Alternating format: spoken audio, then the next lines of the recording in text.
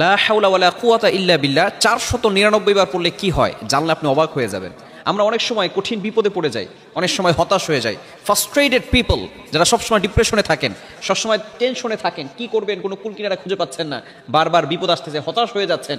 ভালো করে মনে রাখবেন, আল্লাহ তাআলার কাছে যদি আপনি সঠিকভাবে চাইতে পারেন, অবভিয়াসলি আল্লাহ তাআলা আপনাকে দিবেন। আমরা আল্লাহর কাছে চাওয়ার মতো চাইতে পারি না।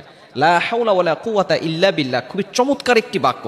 যদি কোনো ব্যক্তি অভাবে থাকেন এবং এই দোয়া পরে যদি আল্লাহ তাআলার কাছে দোয়া করে, আল্লাহ পাক রব্বুল আলামিন তার অভাব দূর করে দিবেন। কোনো ব্যক্তি যদি বিপদে থাকেন, আল্লাহ পাক রব্বুল আলামিন বিপদ থেকে হেফাজত করবেন।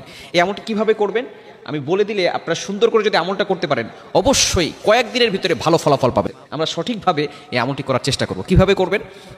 লা হাওলা ওয়ালা কুওয়াতা ইল্লা বিল্লাহ এতটুকু 499 বার পড়বেন এবং এটা পড়ার আগে আপনি দুরুদের আমল করবেন। মনে রাখবেন, আমরা অনেক সময় দোয়া করছি, দোয়া কবুল হচ্ছে না, বিকজ আপনি মনে রাখবেন সব সময় দোয়ার আগে যদি দুরুদ পড়া হয় তাহলে এই দোয়াটা একেবারে আরশে আজিমে গিয়ে নক করে।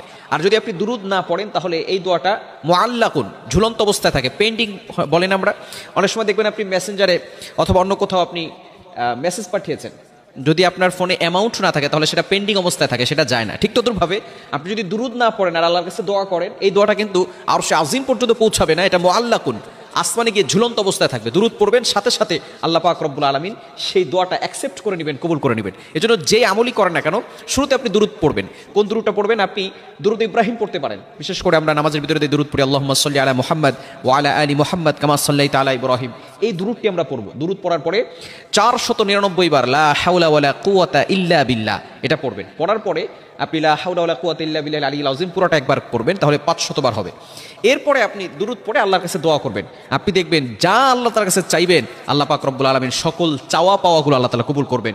বিপদে পড়ে আছেন, মেয়ের বিয়ে হচ্ছে না, টাকা পয়সার অভাব, সন্তান কথা শুনতেছে না, বিভিন্নভাবে আপনি কঠিন বিপদে পড়ে আছেন, আপনি যদি এইভাবে আল্লাহর কাছে চাইতে পারেন, আল্লাহ পাক রব্বুল আলামিন অবশ্যই আপনাকে বিপদ আপদ থেকে হেফাজত করবেন, বালা মুসিবত থেকে হেফাজত করবেন। এজন্য আমরা এই আমলটি অবশ্যই করার চেষ্টা করব, লা হাওলা ওয়ালা কুওয়াতা ইল্লা বিল্লাহ।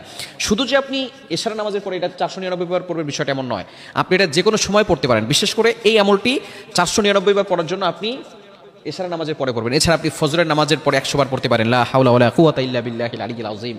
অথবা মাগরিবের নামাজের পরে 100 বার পড়বেন। যদি কোনো ব্যক্তি ফজরের নামাজের পরে লা হাওলা ওয়ালা কুওয়াতা ইল্লা বিল্লাহিল আলিয়্যিল আযীম 100 বার পড়ে, আল্লাহ পাক রব্বুল আলামিন মাগরিব পর্যন্ত, সন্ধ্যা পর্যন্ত ওই বান্দাকে প্রটেক্ট ফ্রম অল অ্যাক্সিডেন্ট, সকল বিপদ আপদ থেকে, বালা মুসিবত থেকে হেফাজত করে, বলেন সুবহানাল্লাহ। শুধু তাই নয়, আবার যদি কোনো ব্যক্তি মাগরিবের নামাজের পরে লা হাওলা ওয়ালা কুওয়াতা ইল্লা বিল্লাহিল আলিয়্যিল আযীম 100 বার করে পড়ে, আল্লাহ পাক রব্বুল আলামিন পরের দিন ফজর পর্যন্ত তাকে সকল প্রকার বিপদ থেকে হেফাজত করে দিবেন। এজন্য এই আমলটি করতে পারবো তো ইনশাআল্লাহ।